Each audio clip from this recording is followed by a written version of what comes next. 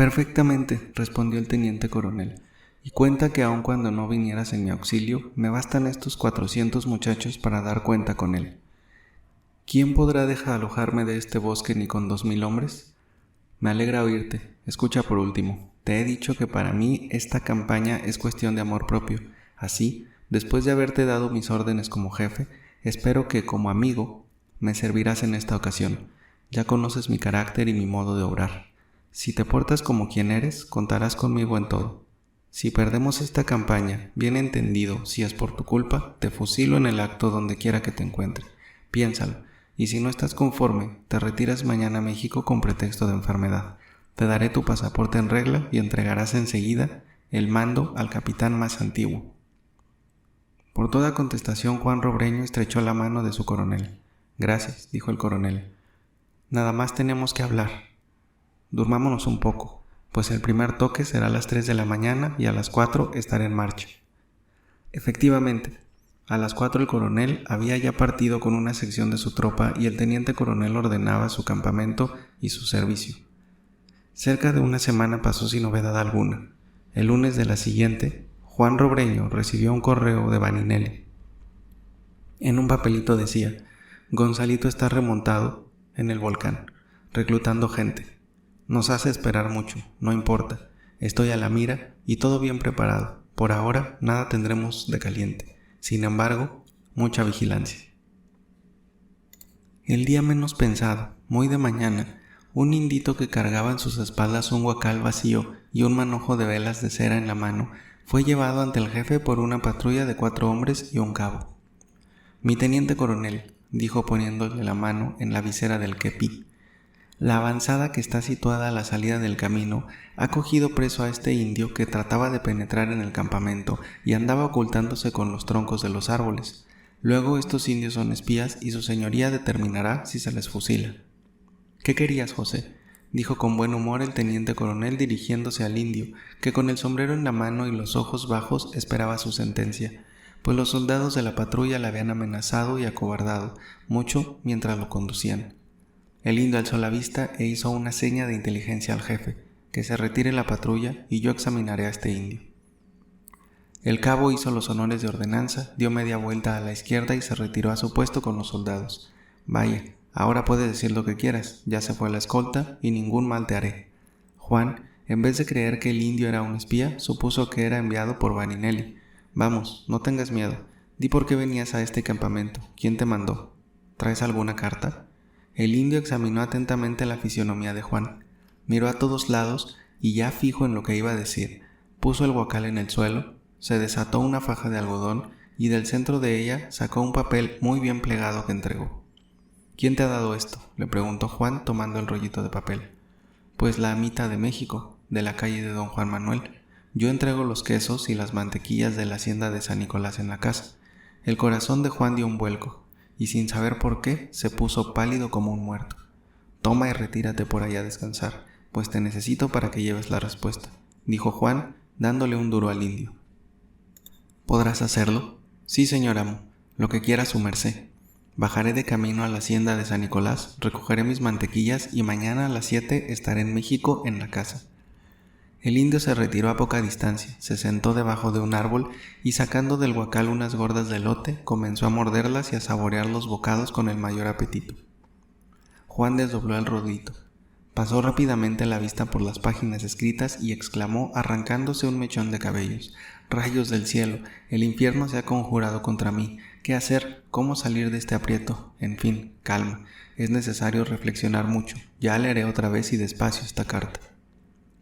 Juan, en efecto, desarrugó con mucho cuidado la carta, la guardó en el bolsillo, recomendó al indio que no se separase de aquel sitio, recorrió el campo dando algunas disposiciones y regresó a su puesto, donde ya lo esperaba el asistente con un frugal almuerzo que apenas comió.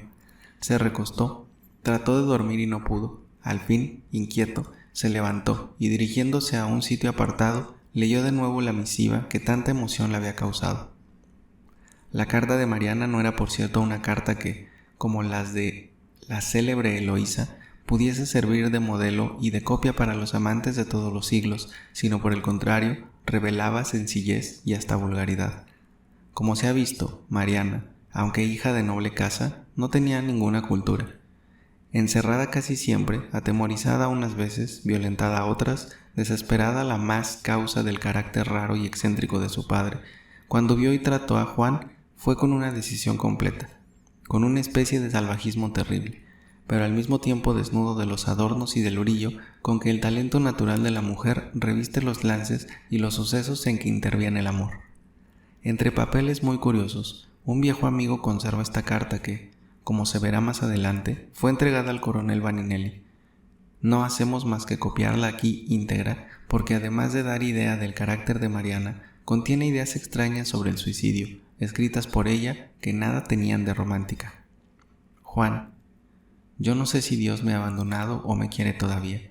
A pesar de que Agustina, la camarista de confianza, me explicó bien el rumbo que tomabas y el modo como te había de escribir si algo se me ofrecía, nos fue imposible el acertar dónde estabas.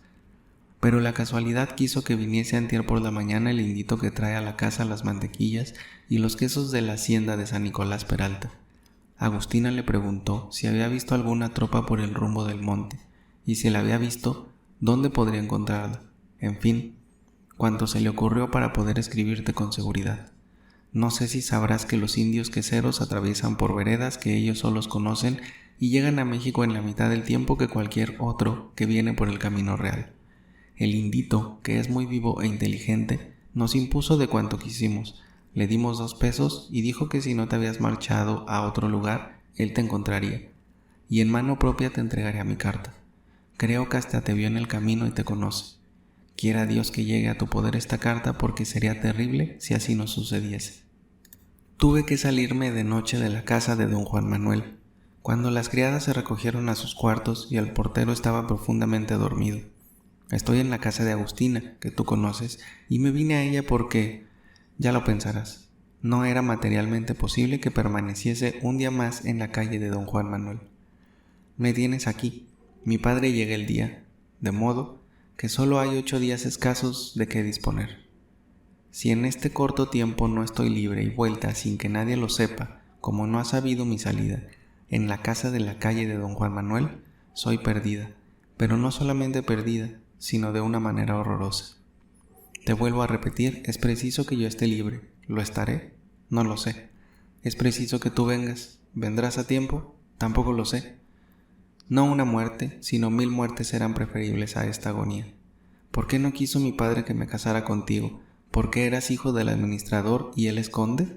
Malditos 1000 veces los condes y los marqueses, maldito 1000 veces el dinero, que no ha servido sino para hacerme la criatura más infeliz de la tierra. Qué vida tan tranquila pasaría mi padre y nosotros viviendo ya en México, ya en la hacienda, cuidando mi padre y tú mismo los intereses de la casa, en vez de encontrarnos como lo estamos ahora, en la situación más triste, teniendo necesidad de ocultarnos y de engañar no solo a mi padre, sino a los criados, a los parientes, a todo el mundo, y todo porque no hemos nacido iguales. ¿Qué igualdad es esa? Yo te veo a ti, joven, bien hecho. Te diría hasta hermoso con tu gran bigote y con tus patillas negras. Menos blanco que yo, es la única diferencia, pero puede ser que esto sea porque estás quemado por el sol. Sangre azul, la mía y la tuya son encarnadas, y luego, si me hubiese casado con uno de mis primos de sangre azul, me habría puesto como regalo de boda un puñal debajo de la almohada, como lo hizo el conde con mi pobre madre que estará en el cielo. Pero no sé ni cómo tengo valor ni aliento para escribirte estas cosas que tú sabes lo mismo que yo. Cuando necesito valor y aliento para otra cosa más terrible, que es morir. Lo he pensado, es el único remedio si mi padre llega antes que tú. Es seguro que mi padre me matará con ese horroroso puñal que conozco desde que abrí los ojos. Llorar, echarme a sus pies de rodillas, pedirle perdón, todo será inútil. Conozco su carácter. Cuando solo de pensar que le he de ver esos ojos que echan rayos, ese bigote negro retorcido que da miedo, y levantada la mano con el puñal, sufro una congoja peor que la misma muerte. Antes que pasar por esto prefiero matarme yo. ¿Pero cómo? Hace 4 días que no se me quita esta idea de la cabeza, y por supuesto que nada he dicho a Agustina, a la que he hecho diversas preguntas para ver si lograba que me comprasen algo de la botica, pero imposible. El láudano mismo que le pedí para calmar un dolor nervioso, no se lo quisieron vender sin receta de médico. echarme del balcón a la calle, qué horror, de cabeza, sí, de cabeza, porque de otra manera me rompería los huesos y no moriría. Con todo y esto mi padre me mataría, y la calle quedaría llena de sangre, y todo el mundo sabría por qué causa me di la muerte. He ocultado un cuchillo afilado y con punta que sirve en el comedor. Con ese sí, un momento de valor, y enterrarlo en el mero corazón me daría la muerte en el instante. Y si no me hiero bien y quedo viva y sufriendo no sé cuántos días, la verdad es que tengo miedo, mucho miedo. Quiero morir y no me resuelvo a darme la muerte de ninguna manera. Y luego, ¿qué me pasará en la otra vida? Espero que Dios me perdonara, pues he sido tan desgraciada en el mundo. Y si no me perdona y me voy al infierno por toda una eternidad. Yo creo, Juan, que los que se matan están locos. Ninguna persona en su sano juicio puede tener el valor de destruir su existencia. Pero lo que yo temo es volverme loca, y entonces me mataré. No sé cómo, pero lo haré, y además para mí no hay otro remedio. Entre morir cosida a puñaladas y oyendo maldiciones e injurias de mi padre, a morir sentida y llorada por Agustina y por ti, prefiero esto, y lo haré, no hay duda. Acabo de examinar el cuchillo. Sí, entrará fácilmente en mi corazón. Me acostaré en la cama, colocaré lo mejor que pueda la punta, haré un esfuerzo supremo. Dios tendrá misericordia de mí si tú no vienes. Es necesario que entres por el balcón a la 1 de la mañana. Agustina te abrirá la vidriera. Adiós. Cuando el jefe del destacamento acabó de leer la carta, golpeó su frente contra el tronco del árbol en que estaba apoyando y volvió a gritar: «¡Rayos del cielo! ¿Por qué no aniquilas a estas gentes tan miserablemente tratadas por la suerte? Matar al conde. ¿Y qué gano con esto más que mayores desgracias? Matarme yo. Oh, no tengo miedo como Mariana, ni el infierno me atemoriza, pero sería una infamia abandonarla. Ella. Después de media hora en que quedó con la frente recargada en el tronco del árbol y las manos sobre la cabeza, sacó su pañuelo, se limpió el sudor que le produjo la agonía de su situación y se dirigió al campamento. No hay remedio, dijo. Si no voy, perecerá de una manera o de otra. Es necesario ir a verla y salvarla. 9. El chapitel de Santa Catarina. Agustina, la antigua y fiel camarista que sirvió y acompañó a la difunta condesa hasta sus últimos momentos, tenía una modesta habitación en la calle del Chapitel de Santa Catarina, en la cual se refugiaba 3, 4 y hasta 5 días cuando estallaba alguna tormenta en la casa de don Juan Manuel o el carácter violento de don Diego la obligaba a evitar su presencia. Un angosto portillo, cerca de la entrada del zaguán, daba paso a una empinada escalera de las losas que terminaban en un corredor pequeño lleno de macetas bien cultivadas.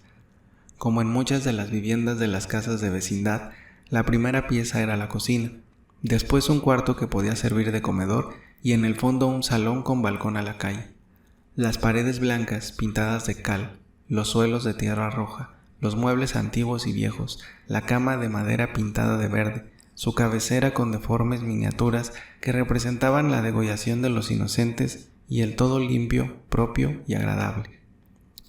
Lo que había no solamente curioso, sino sorprendente, era un nicho de cristales de Venecia y dentro una Virgen de las Angustias con su hijo muerto, descoyuntado y sangriento, que caía de su regazo al suelo, al que con débiles manos trataba de levantar y sostener. El que por primera vez entraba no podía menos que sobrecogerse de miedo y quedarse fijo e inmóvil delante de este grupo de escultura, que parecía más bien natural que no obra del arte. En un rato de bueno o de mal humor, el conde, que no era muy devoto, había hecho este regalo a la criada de confianza, y ésta, antes de que pudiera arrepentirse, se apresuró a trasladarlo a su sala. Desde entonces la casa no estuvo sola. Agustina encontró una celeste compañera con quien conversaba, a la que consultaba sus negocios, contaba sus penas, daba cuenta de las cóleras del conde y de cómo trataba a su infortunada mujer. A esta casa fue llevada Mariana con tal tino y secreto que nada habían sabido ni los criados de don Diego ni las vecinas del Chapitel, y en esta casa escribió su carta al amante y esperaba ansiosa su llegada o la muerte. Desde el momento en que Mariana salió de su palacio para encerrarse en la sala de la camarista, tuvo que sostener un combate terrible. Las horas le parecían una eternidad, no anunciándose los síntomas precursores que debían determinar un desenlace. Se figuraba que el amante no habría recibido la carta o no acudiría con exactitud a la cita.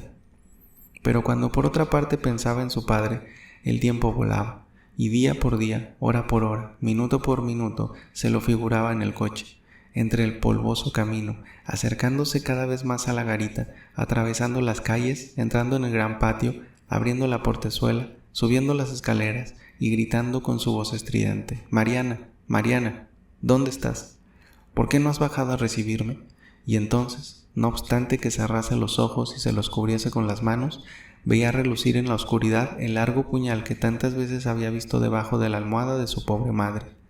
En esos momentos sentía que su razón se extraviaba y que, venciendo su miedo, sin pensar ni en Dios ni en la eternidad, usaría el tosco cuchillo que había ocultado y que por una fatalidad inexplicable tenía, como la madre, debajo de su almohada. El momento decisivo, ineludible, se acercaba. En una noche de vela, de agitación, los síntomas aparecieron. Esto fue un consuelo, era la mitad de su salvación. Otra noche de vela sin lograr 5 minutos de sueño ni de reposo. Ya se paseaba agitada de uno a otro extremo de la pieza, ya se sentaba en el sillón o en el duro canapé, ya se recostaba, tratando de dormir en la aseada cama, o ya fijaba su atención en los monstruosos muchachos degollados y sangrientos pintados en la cabecera. Nada. Una tensión de nervios aguda que le quería dar rabia, que la volvía loca, que la botaba de una parte a otra, que la forzaba sin voluntad a buscar el puñal debajo de su almohada o abrir el balcón para arrojarse a la calle. Agustina, silenciosa, no hacía más que observar con dolor esta febril agitación. Llegó por fin la última y terrible noche en la que su suerte debería resolverse. Era lunes. El jueves a mediodía llegaba el conde. Un criado se había adelantado con una carta urgente para una persona con quien tenía un asunto grave y Agustina había sido advertida. Mariana estaba ya casi loca. Los dolores la hacían sufrir, pero más que todo su espíritu sucumbía. Se quejaba. No podía llorar. Sus ojos más bien ardientes e inyectados se dirigieron a la afligidísima y triste Virgen y le pareció, todavía más que a Agustina, que aquellos ojos de donde corrían las lágrimas se desviaban un momento para mirarla afectuosamente, que aquellos labios entreabiertos y pálidos se movían y le hablaban, que las manos blancas y torneadas abandonaron un momento su preciosa carga y se tendían hacia ella para sostenerla. Mariana separó los cabellos que en desorden le caían sobre la frente. Quedó un momento entre la vida y la muerte, como si su alma se hubiese separado de su cuerpo, y derramando un torrente de lágrimas, cayó de rodillas con las manos enclavijadas, exclamando: «Señora mía de las angustias, Madre piadosa de los afligidos, ampárame en este trance terrible de mi vida, o dame fuerzas para salir de este mundo. No es un crimen, Madre mía, mi alma está inocente y pura. A ti ofrezco mi vida, de ti espero mi salvación». No pudo concluir su ferviente plegaria, las fuerzas le faltaron, pero Agustina, presurosa, la sostuvo, la levantó y la condujo a la cama. Dios mío, me muero», y dio un agudo grito, pero poco, otro grito de júbilo resonó en la estancia, y fue escuchado por la maravillosa imagen. «Salvada, salvada, gracias, Madre mía, gracias, Virgen Santa de las Angustias». Mientras pasaba esta escena en la apartada y silenciosa vivienda que hemos descrito, no obstante que esté ya muy avanzada la noche, tenemos que dar un paseo por el chapitel, sin miedo de ladrones, pues de por fuerza el sereno tendrá que estar despierto, como en efecto lo estaba en ese momento. Levantóse del quieto de una puerta donde estaba sentado, tomó su farol colocado en medio de las 4 esquinas y cargando la escalera se dirigió con un ligero trote al primer farol que estaba apagándose. Y así continuó con los demás, con lo que se consiguió que quedasen un poco más visibles los edificios viejos y descascarados, las ventanillas y balcones con papel en lugar de vidrios, los grandes agujeros del empedrado y del caño con sus aguas negras y espesas que corre a lo largo de esta triste calle, y por algunas partes la llena hasta hacer difícil el paso. Al principio de esta calle está la parroquia de Santa Catarina Mártir, con su pequeño atrio rodeado de pilastras con gruesas cadenas de fierro, a semejanza de la entrada de un castillo feudal.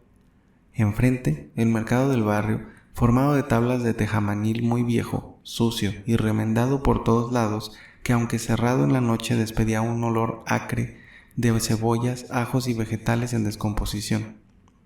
A lo largo, por un lado el imponente y sombrío edificio de Santo Domingo, de tezontle amoratado. por el otro la peligrosa avenida de Santa Ana que termina en la garita de los Pulgues. Cuando el sereno, habiendo acabado su trabajo de encandilar los faroles, colocaba su escalera contra la pared de la esquina, sonaron lentamente las 12 de la noche en el reloj de la parroquia. «No puede dilatar el comandante», dijo el sereno. «Acaban de dar las 12. Voy a avisar al guarda del mercado». En efecto, se dirigió al guarda del mercado y habló 4 palabras con él, lo que bastó para que éste tomase su farol y se fuese a esconder en el callejón. La calle del Chapitel estaba oscura y desierta, lo mismo que las inmediatas. De cuando en cuando se oía el rechinido de las botas y los tacones de algún vecino retardado que daba vuelta por las calles de Celaya o la Puerta Falsa. Todo quedaba después en silencio, que era solamente interrumpido por el monótono ruido del chorro de la fuente del mercado y de los muchos gatos que andaban en sus amorosas excursiones por los tejados de las tiendas. La noche estaba oscura y amenazaban unos de esos formidables aguaceros tan frecuentes en la estación de julio a octubre. Una persona no acostumbrada a las calles de México no habría pasado con mucho gusto ni muy segura por la vieja y solitaria calle del Chapitel. Un hombre, sin embargo, tenía que hacer en ella, embozado en un largo capotón azul, pegándose a las fachadas de las casas. Vino de por el rumbo de Santo Domingo, tocó el hombro del sereno, que estaba medio sentado en la columna de la esquina, y habló con él algunas palabras en voz baja. «Entendido, mi comandante», dijo el sereno, «cuando usted quiera». «Al momento», contestó el embozado, «va a dar la luna y es la hora precisa de la cita». El sereno volvió a cargar en sus hombros la escalera y, seguido del embozado, siguió hasta la mitad de la calle y la aplicó al balcón de una casita situada junto al cuadrante de la parroquia. El embozado subió y a un ligero toquido se entreabrió la vidriera del balcón. Espere usted un momento, encenderé la luz. Todo va bien hasta ahora». Apagué la vela para que no fuese a observar a alguno de la vecindad.